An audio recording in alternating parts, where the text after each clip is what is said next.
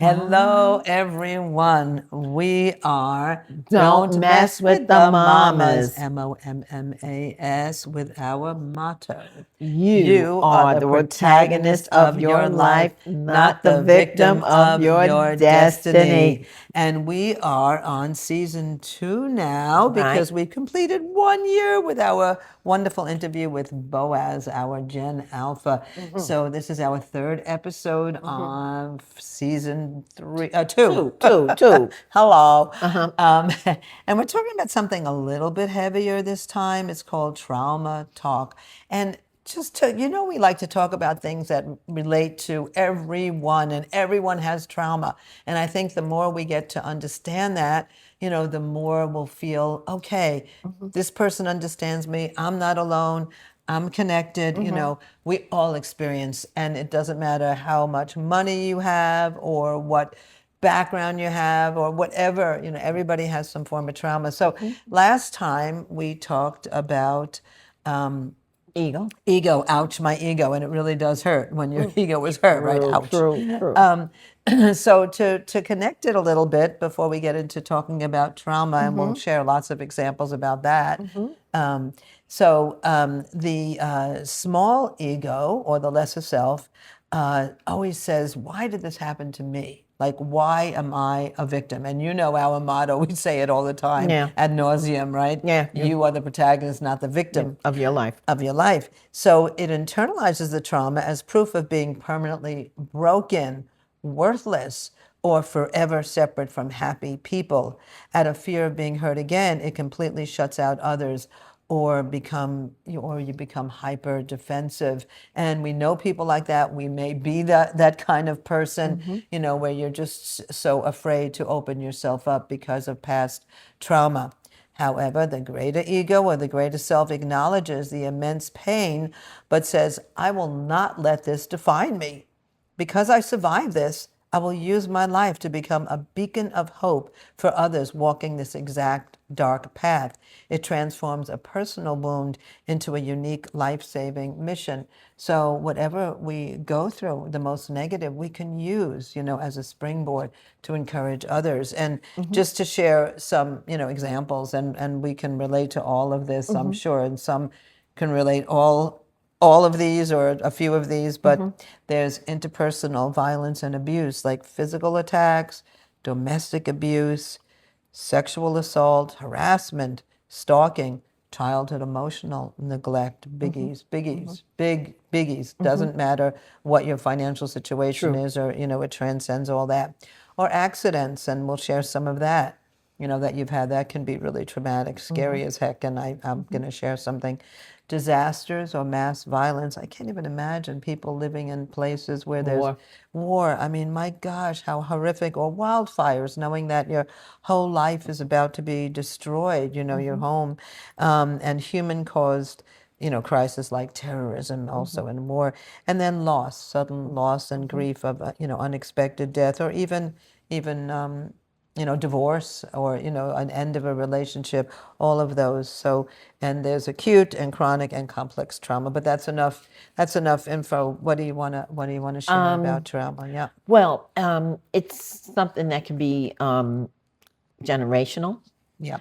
It What do you mean? Meaning that from one generation to the next, it carries over. If you've been abused, you'll probably abuse your kids because that was the way you were raised. That's all you know. That's all you know. If you never saw anything different, then you just don't know. That's not the way that you go. That's not the way you should be. The effects of that will come back, one way or the other. It can be, and it's not just on the personal level, it's also on a societal level. For sure. COVID-19, that was a trauma. People probably still haven't overcome that. The Native Americans, African Americans, but everybody has been traumatized in one way or another. So we're all suffering from trauma. And I think even the times we're living in now, there's such a stress on making people live in the state of fear and hopelessness, and the economy, I mean, just, worrying about whether you can feed yourself or your kids. So, I mean, living in that state is so horrific, but the challenge is not to be swayed, because that's the goal. That's the goal of a lot of people in power, is to make you stay in that state of hopelessness or fear. You've got to rise above that. We have nothing to fear but fear itself. Even, Right. when we're in the middle of war, to have that spirit, I will survive, I will overcome, and I'll use this to become so much stronger and so much more caring and connected to others suffering. Yeah. Better, better. Yeah, yeah. It's when we're not aware, they say that there's darkness in life. You think you're walking around, you see the light, you think you're awake, but you can't tell what's going to happen in the future. Right. You just can't see that. You only have now. But what you do now has an effect. And if you're doing something that's wrong, then it's going to show up. It may take years for it to show up. So, the whole thing with trauma is like, what do we do to traumatize other people? Are we traumatizing other people? Are we traumatizing our children? What are we doing? I can share. So when I was little, it's in my book, A Day in the Next, A Journey from Brooklyn to Buddhism. Um, so I had like a lot of experiences that I repressed, and that's why we have therapy is such a big deal, because, if something so painful occurred, you might just deny it totally. And what's interesting is, having taught psychology, you could even have physical symptoms, like there's blindness, temporary blindness. I never even realized this until I started studying and teaching psychology, because there's something in your life that's so painful that you actually get physically blind as a result, or deafness, temporary deafness from a traumatic event.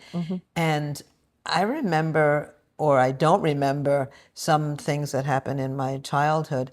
I remember vaguely that our family was at a summer house, and the place, my family was saying, "Oh, look, there are fire engines." When you're little kids, you love seeing a fire engine. It was our summer place that we were renting burned down. So we had nothing. And what I remember is, I was really upset because my sister had a really cool paisley shirt, and I couldn't wait to inherit that. And that was burned. Like, I still remember that blue paisley shirt. But then we had to stay at a neighbor's, and I just remember somebody, a man, a tall man, coming into the room. That's all I remember. And then there's another occasion that happened, two other occasions. We had a back door, and my sister and I shared a bedroom, and there was a back door to the bedroom, and there's stairs. So a burglar came in the back door, and I was a light sleeper. I was only around 4 years old, 3 years old, 4 years old. And all I remember is he turned to me and went, "Shh." So I was paralyzed with fear. And all throughout my childhood, I had so many headaches, and I think that was the origin. And not only fear, but guilt that I couldn't do anything to stop this guy from, stealing stuff from my parents, who had nothing, and took all this jewelry and stuff. So that was like, I was scared to death. And then the third is, I used to sleep over my grandmother's house. And I don't know if she had ghosts or what, but I used to hear, noises in the kitchen, like around 3 in the morning, like dishes. And I think it was my grandfather, who was drunk, coming home late, so that was pretty traumatic. So all of those things, when I think back about, issues that I've had throughout my life, certainly a lot stems from that, but who knows what the effect of those causes are. We don't know, but we just know that our body has internalized it, and all these diseases that we get, besides the stupid food that we eat, Yes. right? It's, a lot has to do with the childhood experiences that we can't, We've buried them so deep we we've can't remember, buried. but those Yeah. things are active in your life. They make you make decisions that Yes. you may not may not be the best decisions for you, because that stuff is running the show subconsciously, you know. What I was going to say is that the trauma is also a physical thing. And there was a doctor, I think she was a psychoanalyst, and she said that, you know, when we've been traumatized, or say we've had an accident, around, there's an anniversary, and you can start responding to that anniversary, you know, either maybe get depressed, or maybe cry, or, you know, something about it happens. Now I know when a certain time of the year, like going from September, October, November, this is the time when we lost people, you know. And your One family. was tragic, other one was, you know, my mother was going to pass away, but it was like when this time of year comes around, September, October, you know, my sister will get depressed. She'll start to feel more like she wants to cry, you know, or I'll have, you know, certain times of the year, just August, April used to be my time when it was, everything would happen in April. It was a terrible month. Now that's changed. I don't even think about that. Now April is a different kind of situation for me, you know. So, but it can shrink your brain, make it can have effects on your thinking, and so. Let me share. When I had when we opened up our first restaurant, and I'm a terrible driver, as everybody knows. And fortunately, my husband is a wonderful driver, and I don't have a sense of direction. I don't know which lane a person is in if I look behind. Anyway, but we were driving home 2 weeks after we opened the restaurant. I was driving. My son at the time was like 6 years old. He was in the back seat, and it was like 11:30 at night. And all of a sudden, as I was turning the corner to our home, I saw these blaring lights, and it kind of freaked me out because we lived in a very quiet environment. So instead of putting my foot on the brakes, I put my foot on the gas and went straight into a tree. And fortunately, there was a couple right behind us who lived in the area, and they were able to call EMS. Of course, my husband immediately started shouting at me, and I had broken my ankle. I couldn't even move. But after that experience, I didn't know if I was living or dead for the longest time. I was like in the in-between state, because like I had blown all my adrenals, and when you have like a flight or fight experience, yeah. you just blow your adrenal glands, because that's what you do to protect yourself.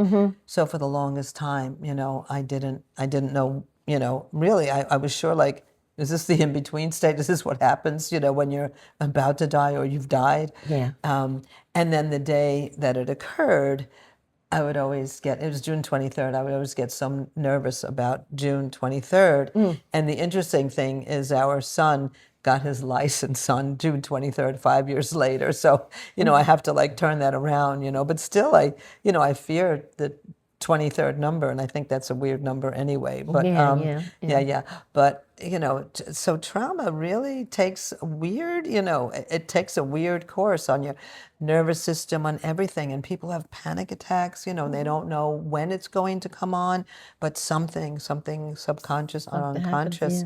I remember being in a car accident, and also how protected I was at the same time. But after the car accident, I was very nervous about crossing the street, and I'm still nervous today about crossing. Quickly, let's get across the street quickly. You know, let's not dawdle. What's the best way to cross the street? You know, so that has stayed with me. You know, so because I saw what a car accident can do to a human body. Oh my You know, gosh, so. yes.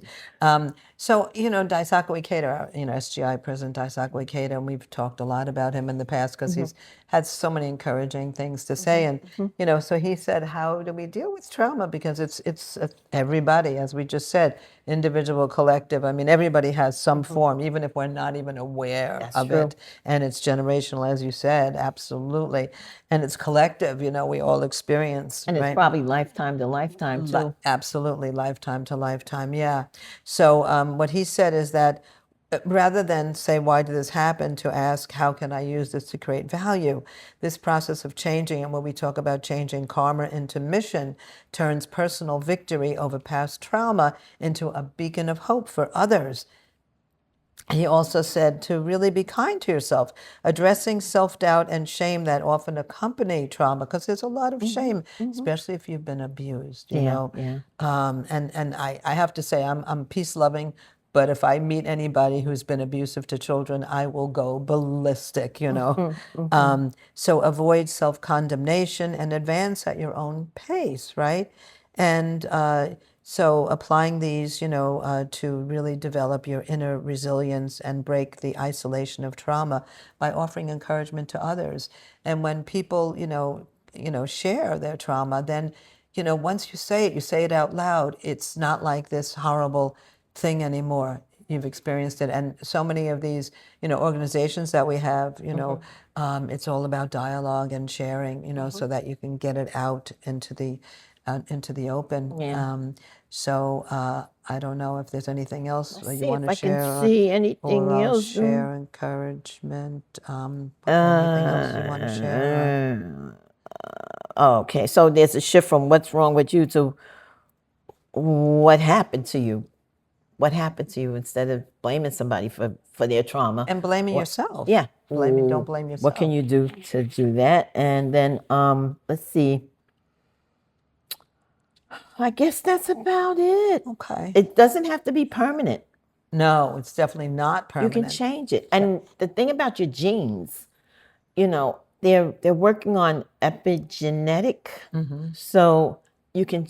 I remember Lyndon Johnson say you could even change your DNA, and I was like, what? So I think like your thoughts can have a tremendous effect on your body and your psychology and Absolutely. everything like that. We used to say, and we don't use tapes anymore, right? But we say, change. If you have like that recording in your head, That's right. change it. You keep on hearing the same thing and same thing. Take it out. Put a new tape or recording device or whatever.